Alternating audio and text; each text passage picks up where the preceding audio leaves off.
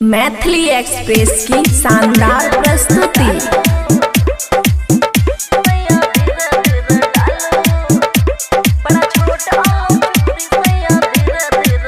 खुशी recording studio बलुआहा।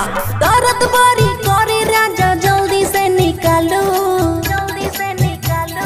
दर्द बड़ी करे राजा जल्दी से निकालो। बड़ा छोट आलो चोरी सैया धीरे धीरे डालो, बड़ा छोट आलो चोरी सैया धीरे धीरे डालो, बड़ा छोट आलो चोरी सैया धीरे धीरे डालो। DJ good Madhubani, DJ good Madhubani,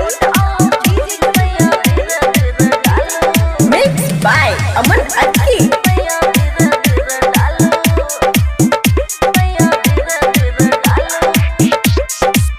लाबल गेल रहिए जब आहा नाइप के, तब किया आहा किन लहू चाइप के।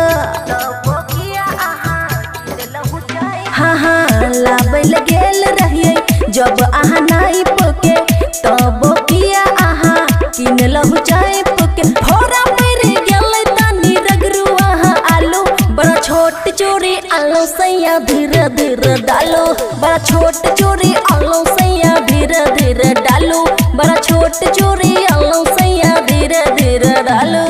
DJ good Madhubani, DJ good Madhubani, DJ good Madhubani.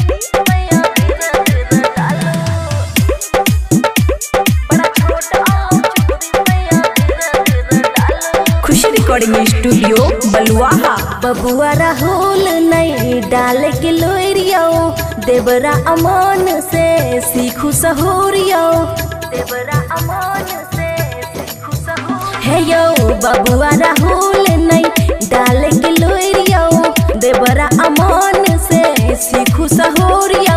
आई भर के पलान राजा आहा तनी टालो, बड़ा छोट आलो चोरी सैया धीरे धीरे डालो, बड़ा छोट आलो चोरी सैया धीरे धीरे डालो, बड़ा छोट आलो चोरी सैया धीरे धीरे डालो।